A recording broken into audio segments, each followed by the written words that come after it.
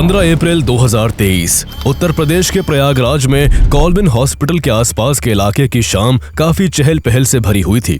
Police की गाड़ियों के सायरन और मीडिया की भारी मौजूदगी ने माहौल को शोर से भर दिया था। ऐसा इसलिए था क्योंकि उस रात उत्तर प्रदेश के कुख्यात बाहुबली अतीक अहमद और उसके भाई अशरफ अहमद को पुलिस कस्टडी में मेडिकल जांच के लिए वहां लाया जाना था। कुछ ही देर बाद रात 10:36 पर वहां बड़ी बड़ी मूंछों को ताव देते हुए और सर पर सफेद गमछा बांधे अतीक अहमद अपने भाई अशरफ के साथ पुलिस की गाड़ी से उतरता है और पुलिस की भारी सुरक्षा के बीच दोनों भाई कॉल्विन हॉस्पिटल की ओर बढ़ने लगते हैं। तुरंत मीडिया वाले भी दोनों को चारों ओर से घेर कर सवाल पूछने लगते हैं, लेकिन मीडिया वालों के बीच 3 लोग ऐसे भी थे जिन्होंने मीडिया का मुखौटा पहन रखा था और दिखावे के लिए हाथ में माइक थामने के साथ साथ अपने कपड़ों में लोडेड पिस्टल भी छिपा रखी थी। ये पूरा घटनाक्रम लाइव टेलीविजन पर टेलीकास्ट हो रहा होता है और पूरे देश की नजरें दोनों भाइयों पर टिकी हुई थी, क्योंकि उत्तर प्रदेश पुलिस ने 2 दिन पहले ही एनकाउंटर में अतीक के बेटे असद को मार गिराया था। ऐसे में भीड़ में से एक रिपोर्टर की आवाज गूंजती है, आप अपने बेटे असद अहमद के जनाजे में क्यों नहीं गए? इस पर अतीक अहमद कहता है, नहीं ले गए तो नहीं गए। इसके बाद उसके गुर्गे गुड्डू मुस्लिम के बारे में पूछा जाता है, जिसके जवाब में अतीक का भाई अशरफ कहता है, मेन बात यह है कि गुड्डू मुस्लिम, लेकिन वो अपनी बात पूरी कर पाता उससे पहले ही मीडिया वालों के रूप में मौजूद वो तीनों लोग अपने कपड़ों में छिपी लोडेड पिस्टल निकालते हैं और अतीक अहमद और अशरफ अहमद पर ताबड़तोड़ फायरिंग शुरू कर देते हैं। वो तीनों लोग तब तक दोनों भाइयों पर अंधाधुंध गोलियां चलाते हैं जब तक दोनों की मौत नहीं हो जाती है। गोलियों की तड़तड़ाहट सिर्फ उस इलाके में ही नहीं बल्कि पूरे देश के टीवी स्क्रीन पर गूंज उठती है। लेकिन वो अतीक अहमद जो 5 बार विधायक, 1 बार लोकसभा सांसद और बहुत बड़ा बाहुबली रह चुका था, उसे आखिर पुलिस कस्टडी के बीच सरेआम लाइव टेलीकास्ट के दौरान 20-22 साल के 3 लड़कों ने कैसे खत्म कर दिया। सवाल ये भी है कि आखिर ऐसी नौबत आई कैसे? अतीक अहमद की वो कहानी क्या है जो आज भी रोंगटे खड़े कर देती है? उसका पाकिस्तान की खुफिया एजेंसी ISI और आतंकी संगठन लश्कर-ए-तैयबा से क्या कनेक्शन था और आखिर उसे मरवाने के पीछे असली हाथ किसका था? अतीक अहमद का जन्म 10 अगस्त 1962 को इलाहाबाद के कसारी मसारी नाम के गांव में हुआ था। उसके पिता हाजी फिरोज अहमद टांगा चलाते थे और 8 सदस्यों के परिवार का गुजारा मुश्किल से हो पाता था। अतीक अहमद अपने घर में सबसे बड़ा था और उससे छोटा एक भाई खालिद आजिम उर्फ अशरफ और 4 बहनें थी। इसलिए हाजी फिरोज अहमद चाहते थे कि उनका बड़ा बेटा अतीक अहमद पढ़ लिख कर कोई अच्छी नौकरी करे, लेकिन अतीक का मन शुरू से ही पढ़ाई में कम और रंगबाजी में ज्यादा लगता था। इलाहाबाद जो आज प्रयागराज के नाम से जाना जाता है, वहाँ जब किसी काम का टेंडर निकलता था तो टेंडर उन्हें ही मिलता था जिनका इलाके में दबदबा होता था। ऐसे माहौल में जवान हो रहे लड़कों में भी बाहुबली बनने की होड़ लगी हुई थी। उन्हें अमीर बनने का एक ही शॉर्टकट पता था और वो था अपराध का रास्ता। उन्हें सिर्फ पैसों से मतलब होता था, चाहे वो फिर किसी की हत्या और अपहरण से ही क्यों ना आए। यही कारण था कि अतीक अहमद जब 8th क्लास में था तभी से उसने अपने इलाके से गुजरने वाली माल गाड़ियों से कोयला चोरी करके बेचना शुरू कर दिया। जब अतीक 1979 में 10th के एग्जाम्स में फेल हो गया तो वो पढ़ाई छोड़कर पूरी शिद्दत से इस अपराध की दुनिया में घुस गया और उसने अपनी उम्र के लड़कों के साथ एक छोटी गैंग खड़ी कर ली। वो कम उम्र से ही बहुत खूंखार था और केवल 17 साल की उम्र में उसने अपनी जिंदगी की पहली हत्या की। यह मामला कोयला की चोरी से जुड़ा हुआ था, जिससे जल्द ही इलाके में उसके नाम की तूती बोलने लगी। अगले 4 सालों तक अतीक ने मालगाड़ियों से कोयला चुराने के साथ साथ रेलवे का कबाड़ बेचने और वसूली का भी काम किया। जिस समय अतीक अहमद क्राइम की दुनिया में अपनी जगह बनाने की कोशिश कर रहा था, उसी समय उस इलाके में शो के इलाही नाम के एक बड़े गैंगस्टर का भी भारी दबदबा था, जो चांद बाबा के नाम से मशहूर था। चांद बाबा का इतना रौब था कि उसके इशारे के बिना उस इलाके में पत्ता भी नहीं हिल सकता था। उसे पॉलिटिकल प्रोटेक्शन मिला हुआ था और पुलिस उसके गुर्गों को हाथ तक नहीं लगाती थी। चांद बाबा के लोग अपने साथ बैग्स में बॉम्ब्स बनाने का सामान लेकर घूमते थे और जरा सा भी खतरा होने पर तुरंत बॉम्ब बनाकर अपने दुश्मनों पर फेंक देते थे। इसी वजह से चांद बाबा गैंग को बमबाज भी कहा जाता था। अतीक अहमद को भी चांद बाबा के जरिए यूपी के क्राइम वर्ल्ड में नाम कमाने का अच्छा मौका दिखा, इसलिए उसने उसकी गैंग ज्वाइन कर ली। लेकिन जल्दी ही अतीक अहमद को पुराने मामले में अरेस्ट कर लिया गया और उस पर नेशनल सिक्योरिटी एक्ट NSA लगा, जिसे रसूल मासूका भी कहा जाता है। अतीक अहमद उत्तर प्रदेश का पहला गैंगस्टर था जिस पर NSA लगाया गया था। NSA एक ऐसा एक्ट है जिसमें पुलिस बिना किसी चार्ज के आरोपी को 12 महीनों के लिए कैद कर सकती है। अरेस्ट करने के बाद पुलिस अतीक को किसी सुनसान इलाके में ले जाकर उसका एनकाउंटर करने ही वाली थी कि ऐन मौके पर एक नेता के कहने पर पुलिस ने उसे छोड़ दिया। कहा जाता है कि पुलिस और नेता दोनों ही उसे शह दे रहे थे ताकि इलाके में एक नया गुंडा तैयार हो जो चांद बाबा के खौफ को खत्म कर सके। यानी पुलिस और नेता लोहे को लोहे से काटना चाहते थे और इस वजह से अतीक का तेजी से राइज हुआ और जल्दी ही उसका खौफ फूलपुर, प्रयागराज, कौशाम्बी, नोएडा से लेकर लखनऊ तक फैल गया। कुछ सालों तक अतीक अहमद ने चांद बाबा के साथ रहकर बॉम्ब बनाना, वेपन सप्लाई करना और एक्सटॉर्शन के तौर तरीके सीखे, लेकिन जैसे ही इलाके में उसका नाम हुआ वो चांद बाबा को ही आंख दिखाने लगा। इन सब में साल 1989 आ चुका था। उत्तर प्रदेश में विधानसभा चुनाव होने वाले थे और चांद बाबा भी इलाहाबाद वेस्ट से चुनाव लड़ रहा था। अतीक भी अपना दबदबा बढ़ाने के लिए राजनीति में उतरना चाहता था, इसलिए उसने विधानसभा चुनाव में इलाहाबाद वेस्ट से खड़े चांद बाबा के खिलाफ निर्दलीय पर्चा भर दिया। चांद बाबा ने उसे नॉमिनेशन वापस लेने के लिए कई बार धमकाया। दोनों के बीच चुनावी प्रचार के दौरान कई बार गैंग वॉर भी हुई, लेकिन अतीक ने मैदान नहीं छोड़ा। जनता भी चांद बाबा के आतंक से तंग आ चुकी थी, इसलिए उसने अतीक को खूब वोट किया और इस तरह अतीक अपने पहले ही प्रयास में चुनाव जीतकर विधायक बन गया। अतीक जानता था कि अब एक म्यान में दो तलवार नहीं रह सकती, इसलिए उसने चांद बाबा की हत्या करवा दी और धीरे धीरे उसके गैंग का भी सफाया कर उसके पूरे क्रिमिनल एम्पायर को हड़प लिया। विधायक बनने के बाद उसकी ताकत दिन दुनी रात चौगुनी होने लगी और उसने इलाहाबाद में खौफ का ऐसा मंजर कायम किया कि इलाहाबाद वेस्ट से उसके खिलाफ लोग चुनाव लड़ने से कतराने लगे। इलेक्शंस के दौरान उसके लिए बूथ कैप्चरिंग और फेक वोटिंग आम बात थी। उसके एक इशारे पर हजारों लड़के उसके लिए जान देने और लेने के लिए तैयार रहते थे। जहां एक तरफ विधायकी का रौब था तो वही उसकी गुंडागर्दी भी जारी थी। वो इलाके के बड़े बड़े बिजनेसमैन की प्रॉपर्टीज, उनके सामान और पैसे लूट लिया करता और छोटे व्यापारियों, दुकानदारों और बिल्डर्स से रेगुलर फिरौती वसूला करता। किसी की भी इतनी हिम्मत नहीं होती थी कि कोई उसके खिलाफ कुछ भी बोल सके। इसका अंजाम ये हुआ कि अतीक अहमद इलाहाबाद वेस्ट से 1989 से 2004 के बीच लगातार 5 बार विधायक बना। जब अतीक तीसरी बार विधायक बना उस समय मुलायम सिंह यादव उत्तर प्रदेश के चीफ मिनिस्टर थे और वो स्टेट में अपनी जीत बरकरार रखने के लिए यादव और मुस्लिम मतदाताओं को साधने में जुटे हुए थे, जिसे MY समीकरण कहा जाता है। ऐसे में अतीक अहमद ने वक्त की नजाकत को समझते हुए मुलायम सिंह की पार्टी सपा ज्वाइन कर ली। उन दिनों मुलायम सिंह यादव बहुजन समाज पार्टी के सपोर्ट से अपनी सरकार चला रहे थे, लेकिन बीच में बसपा चीफ मायावती और मुलायम सिंह यादव में किसी बात को लेकर खटपट हो गई। इसके बाद मायावती ने अपना सपोर्ट खींच लिया, जिससे सपा की सरकार गिर गई। इससे गुस्साए सपा समर्थक हथियारों के साथ लखनऊ के मीराबाई गेस्ट हाउस पहुंचे और वहां मौजूद बसपा विधायकों को बुरी तरह पीटा और मायावती को एक कमरे में बंद कर उन्हें हॉस्टेज बनाने की कोशिश की। कहा जाता है कि ये सब मुलायम सिंह यादव के कहने पर अतीक अहमद और उसके लोगों ने ही किया था और ये पूरी घटना गेस्ट हाउस कांड के नाम से मशहूर हुई। 1996 के विधानसभा चुनाव में अतीक अहमद सपा के टिकट पर ही जीता और चौथी बार विधायक बना। इसी दौरान उसने शाइस्ता परवीन से शादी कर ली, जो यूपी पुलिस के कांस्टेबल की बेटी थी। दोनों को 5 बेटे हुए। इस दौरान अतीक ने गैर कानूनी कामों से हजारों करोड़ की संपत्ति बना ली थी। उस दौरान उसकी दबंगई का ये आलम था कि अशोक साहू नाम के एक आदमी ने अनजाने में अतीक के भाई अशरफ की कार को ओवरटेक कर दिया था और सिर्फ इसलिए अशोक साहू की दिन दहाड़े हत्या कर दी गई। इस तरह खुलेआम उसकी गुंडागर्दी यूं ही चलती रहती है, लेकिन कुछ साल बाद 2002 में उसे बड़ा झटका लगता है जब मायावती उत्तर प्रदेश की चीफ मिनिस्टर बनती है। उन्होंने गेस्ट हाउस कांड के लिए अतीक अहमद को माफ नहीं किया था और उस पर शिकंजा कसना शुरू कर दिया।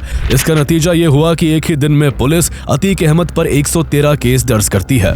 इसके बाद अतीक का जेल में आना जाना लगा रहा, लेकिन जेल में भी उसकी सुविधाओं में कोई कमी नहीं रही। जेल में वो ऐसे रहता जैसे छुट्टियां मनाने आया हो। इस बीच वो सपा छोड़कर अपना दल से जुड़ गया और 2002 का विधायकी चुनाव भी उसने इसी पार्टी से टिकट पर जीता। अतीक मौके भुनाने में माहिर था। साल 2003 में जब मुलायम सिंह यादव की मुख्यमंत्री के रूप में उत्तर प्रदेश की सत्ता में वापसी हुई तो अतीक ने अपना दल छोड़कर फिर से सपा के साथ हाथ मिला लिया। 2004 में लोकसभा चुनाव होने वाले थे। ऐसे में उसने मुलायम सिंह से फूलपुर सीट से लोकसभा चुनाव लड़ने की इच्छा जाहिर की और उन्होंने उसे वहां से टिकट भी दे दिया। ये कोई साधारण सीट नहीं थी, बल्कि ये दो एक्स प्राइम मिनिस्टर की सीट थी। यहीं से चुनाव जीतकर जवाहरलाल जवाहरलाल नेहरू और वीपी सिंह पार्लियामेंट पहुंचे थे और भारत के प्रधानमंत्री बने थे। लेकिन समय ने ऐसी करवट ली कि यहाँ की जनता ने अतीक अहमद जैसे कुख्यात क्रिमिनल को भी चुनाव जिताकर संसद पहुंचा दिया। एक ही कैंडिडेट एक ही समय पर विधायक और सांसद नहीं रह सकता, इसलिए उसे इलाहाबाद वेस्ट से विधायकी छोड़नी पड़ी। ऐसे में वहां बाय इलेक्शंस हुए और अतीक ने अपने छोटे भाई अशरफ को इलाहाबाद वेस्ट से चुनावी मैदान में उतार दिया।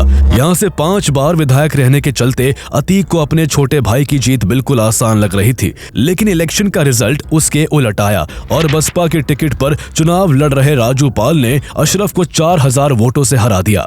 राजू पाल कभी अतीक अहमद का साथी रहा था, लेकिन आगे चलकर वो खुद रंगबाजी करने लगा था और उस पर भी क्राइम के कई आरोप थे। इलेक्शन से पहले राजू पाल ने अतीक को ललकारते हुए कहा था कि अगर वो हार गया तो यहाँ बम चलेंगे। ऐसे में अतीक को ये हार और राजू पाल से मिली धमकी सोने नहीं देती थी, क्योंकि ये दोनों चीजें उसे अपनी घटती पावर का एहसास करा रही थी। ऐसे में इलेक्शन रिजल्ट के 1 महीने बाद ही अतीक अहमद राजू पाल पर हमला करवाने लगा, लेकिन वो हर बार बच निकला। अपनी जीत की खुशी में चूर राजू पाल ने 16 जनवरी 2005 को पूजा पाल नाम की एक लड़की से शादी कर ली। लेकिन पूजा पाल के हाथ की मेहंदी सूखी भी नहीं थी कि शादी के 9 दिन बाद रिपब्लिक डे के दिन अतीक के गुंडों ने राजू पाल को गोलियों से छलनी कर दिया। इस हमले में राजू पाल के 2 और साथी भी मारे गए। राजू पाल की पत्नी पूजा पाल ने धूमनगंज थाने में अतीक अहमद, उसके भाई और उसके 9 गुर्गों पर अपने पति की हत्या का केस दर्ज करवाया। लेकिन पूजा पाल को न्याय नहीं मिल पाया, क्योंकि अतीक अहमद के डर से इस केस के सभी गवाह मुकर गए। यहाँ तक कि राजू पाल के रिश्तेदार और इस केस के मुख्य गवाह उमेश पाल भी अपनी बात से पलट गए और कोर्ट में कहा कि उसने कुछ नहीं देखा। चूंकि उस समय उत्तर प्रदेश में सपा की सरकार थी और उसी पार्टी से अतीक अहमद सांसद भी था, इसलिए पुलिस ने भी आंखें मूंद ली और धीरे धीरे ये केस शांत हो गया। राजू पाल की मौत के बाद सीट खाली थी, इसलिए वहां फिर से चुनाव हुआ। इस बार बसपा ने वहां से राजू पाल की विधवा पत्नी पूजा पाल को टिकट दिया, लेकिन इस बार अशरफ ने बाजी मार ली और वो विधायक बन गया। अब अतीक अहमद की 5 उंगलियां घी में थी। एक तरफ वो खुद सांसद था, दूसरी तरफ उसका भाई विधायक था और सबसे बड़ी बात उत्तर प्रदेश में उसके मतलब की सरकार थी। इन सब ने मिलकर अतीक को और ज्यादा कुख्यात बना दिया। लोग कोर्ट जाने के बजाय उसी के पास अपनी प्रॉब्लम्स लेकर जाते और वो किसी राजा की तरह फैसले लेता। इस तरह अतीक अहमद लंबे समय तक इलाहाबाद में पैरेलल गवर्नमेंट चलाता रहा, लेकिन 2007 में उसको सबसे बड़ा झटका लगा। इस साल उत्तर प्रदेश में 2 बड़े बदलाव हुए। विधानसभा चुनाव में मायावती ने 206 सीट जीतकर अपने दम पर जीत हासिल की और वो वहां की मुख्यमंत्री बनी, और वही इलाहाबाद वेस्ट सीट से पूजा पाल ने भी अशरफ को करारी शिकस्त दे दी।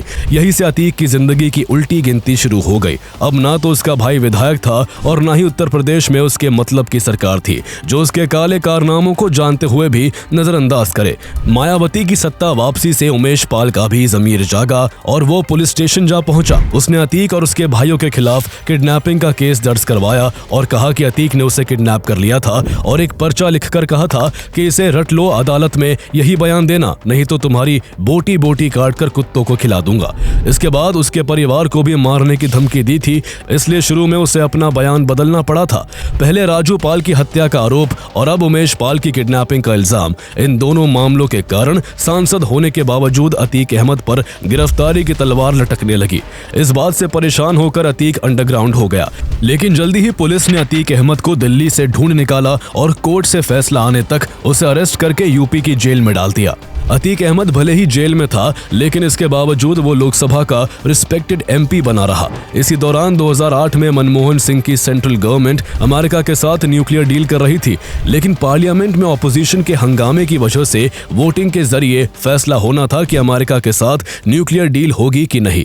उस समय कांग्रेस के पास 228 सांसद ही थे और ये बहुमत से 44 कम थे, इसलिए कांग्रेस ने सपा समेत दूसरी पार्टियों से मदद मांगी।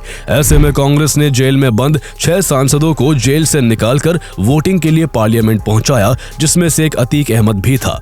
समाजवादी पार्टी का साफ निर्देश था कि कांग्रेस सरकार के समर्थन के लिए न्यूक्लियर डील के फेवर में वोट करना है, लेकिन सरप्राइजिंगली अतीक अहमद ने अपनी ही पार्टी के खिलाफ जाकर न्यूक्लियर डील के अगेंस्ट में वोट कर दिया। इस बात से मुलायम सिंह इतने नाराज हुए कि उन्होंने उसे समाजवादी पार्टी से निकाल दिया। इसके बाद 2009 में अतीक अहमद ने अपना दल के टिकट पर लोकसभा चुनाव लड़ा, लेकिन इस बार बार उसे हार झेलनी पड़ी, लेकिन इसके बावजूद उसका खौफ कम नहीं हुआ। अब भी लोगों में उसका ऐसा डर था कि हत्या, अपहरण, डकैती और लूट के 200 से भी ज्यादा केस होने के बावजूद इनमें से एक भी केस में अतीक कोर्ट में दोषी साबित नहीं हो सका, क्योंकि किसी में भी अतीक के खिलाफ जाने की हिम्मत नहीं थी। उसके खौफ का ऐसा आलम था कि जब 2012 में चुनाव प्रचार के लिए अतीक अहमद ने इलाहाबाद हाई कोर्ट में पिटीशन फाइल कर जमानत मांगी तो जजों ने उसका मुकदमा सुनने से ही मना कर दिया। उन्हें डर था कि अगर उन्होंने अतीक के खिलाफ सुनवाई की तो वो उन्हें और उनके परिवार को मार डालेगा। एक दो नहीं, पूरे 10 जजों ने पर्सनल रीजन का हवाला देकर खुद को उसकी सुनवाई से ही अलग कर लिया और 11वें जज ने जब मामले पर सुनवाई की तो उसे अतीक अहमद के फेवर में फैसला करना पड़ा और उसको जमानत दे दी गई। लेकिन जमानत पर बाहर आने के बाद भी उसकी हार का सिलसिला 2012 में भी बरकरार रहा और इलाहाबाद वेस्ट से पूजा पाल ने उसे फिर से पछाड़ दिया। अपनी बादशाहत बनाए रखने के लिए अतीक ने जिस शख्स की हत्या कर दी थी उसकी पत्नी अब रास्ते का कांटा बनकर चुभ रही थी, जिसने पहले उसके भाई और अब खुद उसे चुनावी मैदान में हरा दिया था। लगातार चुनावी हार से अतीक को यह बात अच्छे से समझ आ चुकी थी कि अब पॉलिटिक्स उसके वश की बात नहीं है, इसलिए वो एक बार फिर से अपनी पुरानी रॉबिनहुड वाली छवि बनाने की कोशिश करने लगा। वो जब भी बेल पर जेल से बाहर आता अपने ठिकाने पर बैठकी लगाकर लोगों की प्रॉब्लम सुना करता। 2016 में उसका राजू पाल वाला केस सुप्रीम कोर्ट ने CBI को सौंप दिया, लेकिन इसके बाद भी अतीक अहमद की गुंडाई नहीं रुक सकी। दिसंबर 2016 में उसके पास Sam Higginbottom University of Agriculture के 2 स्टूडेंट्स फरियाद लेकर आए, जिन्हें कॉलेज में चीटिंग करते हुए रंगे हाथ पकड़े जाने के बाद एग्जाम देने से रोक दिया था। चूंकि अतीक को हर मामले में टांग अड़ाने की आदत थी, इसलिए वो अपने गुंडों के साथ हथियारों से लैस होकर कॉलेज पहुंच गया और वहां टीचर्स और स्टाफ की जोरदार पिटाई कर दी। किसी ने इस पूरे इंसिडेंट की वीडियो बना ली और इंटरनेट पर वायरल कर दी, लेकिन इसके बाद भी अतीक पुलिस से नहीं डरा और 22 दिसंबर 2016 को 320 गाड़ियों के काफिले के साथ प्रयागराज से कानपुर पहुंचा, जहां उसके स्वागत के लिए प्रवेश द्वार बनाया गया था और चौराहों को फूलों से सजाया गया था। ऐसे में उस समय के मुख्यमंत्री अखिलेश यादव की खूब आलोचना हुई और इसके बाद फरवरी 2017 में उसे अरेस्ट करके जेल में डाल दिया गया। बाद में अखिलेश यादव ने अतीक को अपनी पार्टी से टिकट भी नहीं दिया, जिस पर कमेंट करते हुए अतीक ने कहा था, कई बार निर्दलीय जीता हूं, टिकट कटता है तो कट जाए, मैं अपना टिकट खुद बना लूंगा। जिस समय अतीक जेल गया उसके 1 महीने बाद बीजेपी चुनाव जीतकर उत्तर प्रदेश की सत्ता में आई और योगी आदित्यनाथ उत्तर प्रदेश के चीफ मिनिस्टर बनाए गए। उन्होंने पद संभालते ही माफियाओं पर नकेल कसना शुरू किया, लेकिन उसके बावजूद अतीक ने अपनी क्रिमिनल एक्टिविटीज बंद नहीं की और जेल से ही अपने नेटवर्क को ऑपरेट करता रहा। इस दौरान अतीक के 3 बेटे उमर, अली और असद भी अपने पिता के नक्शे कदम पर चलते हुए क्राइम की दुनिया में आ चुके थे। अतीक को इस दौरान उसके इलाके से लगभग 300 किलोमीटर दूर मौजूद देवरिया जेल में बंद किया गया था ताकि उसकी क्रिमिनल एक्टिविटीज पर ब्रेक लग सके, लेकिन उसकी गुंडागर्दी अब भी कायम थी। दिसंबर 2018 में एक दिन अतीक के बेटे उमर ने लखनऊ के एक बिजनेसमैन मोहित जायसवाल को किडनैप कर लिया और उन्हें उठाकर सीधे देवरिया जेल ले गया, जहां अतीक बंद था। वहां अतीक अहमद ने मोहित जायसवाल को जेल के अंदर खुद चाबुक और लोहे की छड़ी से बुरी तरह पीटा और उनसे जबरदस्ती कुछ पेपर पर साइन करवाकर उनकी 45 करोड़ से ज्यादा की संपत्ति हड़प ली। इतना ही नहीं, अतीक ने मारपीट का वीडियो बनाकर उसे सोशल मीडिया पर वायरल भी करवा दिया ताकि इलाके में उसका भौकाल बना रहे। ये भी सामने आया कि इस मारपीट में अतीक के साथ कुछ पुलिस वाले भी शामिल थे। इस मामले के बाहर आते ही पूरे यूपी में हड़कंप मच गया। मुख्यमंत्री योगी आदित्यनाथ तुरंत एक्शन में आ गए और देवरिया जेल के कई अधिकारियों को सस्पेंड कर दिया गया और अतीक को तुरंत बरेली में शिफ्ट कर दिया गया। मोहित जायसवाल केस की जांच CBI से करवाने का फैसला हुआ और अतीक अहमद, उसके बेटे उमर और उसके कई गुर्गों के खिलाफ अपहरण और मारपीट का मुकदमा दर्ज कर लिया गया। यह मामला इतना बड़ा था कि इसमें सुप्रीम कोर्ट को दखल देना पड़ा। सुप्रीम कोर्ट को लगा कि यूपी की जेल में बंद होने के बावजूद अतीक की क्रिमिनल एक्टिविटीज रुक नहीं पा रही है, इसलिए सुप्रीम कोर्ट ने अप्रैल 2019 में उसे गुजरात की साबरमती जेल भेजने का आदेश दिया। यूपी से दूर होने के बाद उसकी पकड़ कमजोर होने लगी। जैसे उसने अपने गुरु चांद बाबा को धोखा दिया था, वैसे ही अब उसके अपने लोग भी उसके खिलाफ होने लगे थे। पुलिस ने भी उसके खिलाफ 50 से ज्यादा मामलों में कार्रवाई तेज कर दी थी। इसी के साथ उसकी बहुत सी इलीगल प्रॉपर्टीज पर बुलडोजर चलाकर उन्हें मिट्टी में मिला दिया गया और उसकी हजारों करोड़ की संपत्तियां जब्त कर ली गई। उत्तर प्रदेश पुलिस जहां एक के बाद एक अतीक अहमद के ठिकानों पर बुलडोजर चलाने और उसकी संपत्तियों को जब्त करने में लगी हुई थी, तो दूसरी तरफ उसके बेटों के खिलाफ भी कानूनी शिकंजा कसता चला जा रहा था। अब अतीक के बेटों को लगने लगा था कि पुलिस उन्हें एनकाउंटर में मार डालेगी, इसलिए 2022 में उसके दो बड़े बेटों उमर और अली ने अपनी जान बचाने के लिए अदालत और सीबीआई के आगे सरेंडर कर दिया। इस दौरान अक्टूबर 2022 में राजू पाल हत्याकांड मामले में सीबीआई ने भी अपनी जांच पूरी कर ली। सीबीआई ने अतीक और उसके भाई अशरफ समेत 7 लोगों को राजू पाल की हत्या का दोषी माना और इलाहाबाद हाई कोर्ट से इनके खिलाफ कड़ी से कड़ी पनिशमेंट की मांग की। इस बात से अतीक अहमद की पत्नी शाइस्ता परवीन गुस्से में आ गई और उसने अपने तीसरे बेटे असद को आगे कर अतीक के आतंक को आगे बढ़ाने का काम सौंप दिया। असद को लगता था कि राजू पाल हत्याकांड में सीबीआई के इस फैसले के लिए कभी इस केस में आई विटनेस रहा उमेश पाल जिम्मेदार है, जबकि इस मामले में उमेश पाल द्वारा बार बार बयान बदलने के कारण सीबीआई ने उसके बयान को कंसिडर तक नहीं किया था। लेकिन इसके बावजूद 24 फरवरी 2023 को असद ने अपने गुर्गों के साथ मिलकर प्रयागराज के धूमनगंज इलाके में उमेश पाल की गाड़ी पर बम और अंधाधुंध गोलियां बरसाकर उनकी हत्या कर दी। उमेश की हत्या के वक्त वहां उनकी बूढ़ी मां भी मौजूद थी, जो आगे चलकर उस केस की मेन विटनेस बनी। राजू पाल की हत्या में सीबीआई द्वारा आरोप तय किए जाने के बाद उसी केस के गवाह उमेश पाल की हत्या ने उत्तर प्रदेश के पुलिसिया सिस्टम की पोल खोलकर रख दी और उत्तर प्रदेश सरकार पर जल्द से जल्द कार्रवाई करने का दबाव बन गया। इस असैसिनेशन के एक दिन बाद चीफ मिनिस्टर योगी आदित्यनाथ ने विधानसभा में कहा, ये जो माफिया है, जो अपराधी है, उन्हें जल्द से जल्द मिट्टी में मिला देंगे। जल्द ही उमेश पाल हत्याकांड का सीसीटीवी वीडियो भी वायरल हो गया, जिसमें अतीक का तीसरा बेटा असद अपने 6 गुर्गों के साथ उमेश पाल की गाड़ी पर गोलीबारी और बम फेंकते दिख रहा था। ऐसे में यूपी पुलिस तुरंत एक्शन में आ गई। योगी आदित्यनाथ के बयान के 2 दिन बाद ही पुलिस ने 27 फरवरी को इस मामले में शामिल रहे अरबाज का प्रयागराज के नेहरू पार्क में एनकाउंटर कर दिया। 6 मार्च को उस्मान को भी मार गिराया और पुलिस बाकी बचे 5 आरोपियों के पीछे हाथ धोकर पड़ गई। इसी दौरान अतीक अहमद पर लगा उमेश पाल की किडनैपिंग का आरोप कोर्ट में साबित हो गया और कोर्ट ने उसको 28 मार्च 2023 को उम्र कैद की सजा सुना दी। यह पहली बार था जब अतीक को किसी केस में दोषी ठहराया गया था, जबकि उसके ऊपर पहले से ही सैकड़ों केस दर्ज थे।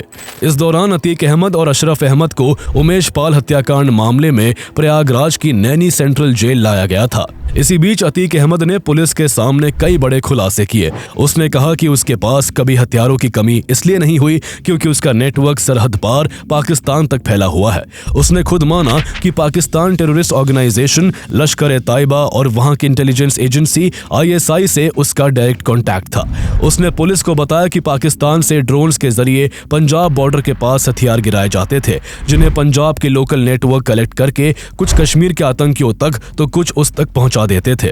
जहां जेल के अंदर अतीक एक के बाद एक कई खुलासे कर रहा था, तो वही पुलिस बाहर उसके लोगों को ठिकाने लगा रही थी।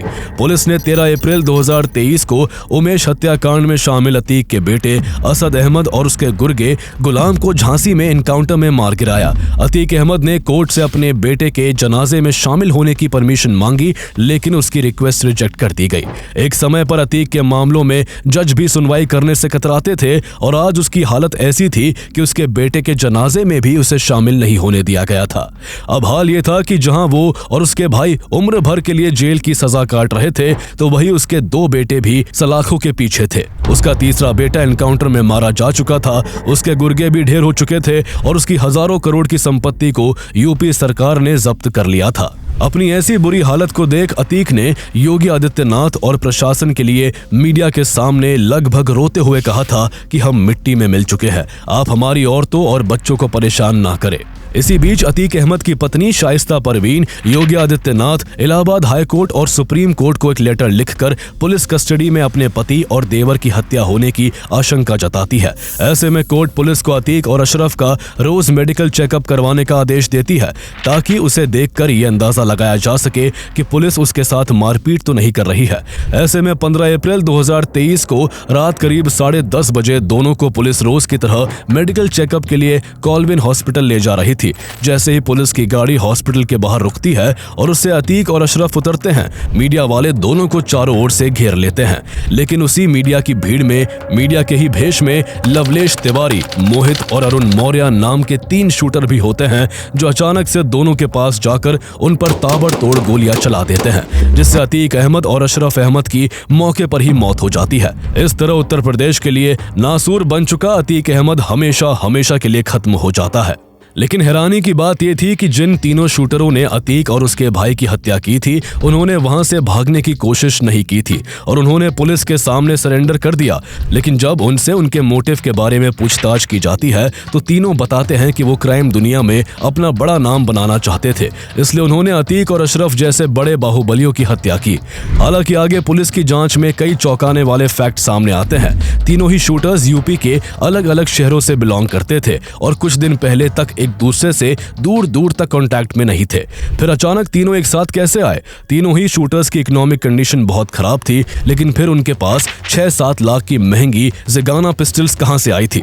ऐसे में सवाल यह था कि क्या अतीक और अशरफ की हत्या की साजिश सच में उन्होंने खुद रची थी, या फिर इसमें सत्ता या पुलिस में बैठे किन्हीं इन्फ्लुएंशियल लोगों का हाथ था? क्योंकि तीनों ही हत्यारों के फैमिली मेंबर्स ने भी उन्हें बचाने की कोशिश नहीं की है और आज भी वो तीनों यूपी की जेल में बंद है। आज भी यूपी पुलिस अतीक अहमद के फरार फैमिली मेंबर्स को ढूंढने में जुटी हुई है। अतीक द्वारा क्राइम के जरिए बनाई गई 11,000 करोड़ की संपत्ति में से 3,000 करोड़ की संपत्ति को सीज कर लिया गया है और उसके बाकी के ठिकानों को बुलडोजर द्वारा गिराने का काम जारी है। ऐसे में अतीक अहमद की कहानी बताती है कि अपराध के रास्ते कभी भी ठीक नहीं होते। देर से ही सही, लेकिन अपराधियों पर एक दिन कानून का शिकंजा जरूर कसता है और फिर ये उनका पीछा उनके खात्मे के साथ ही छोड़ता है।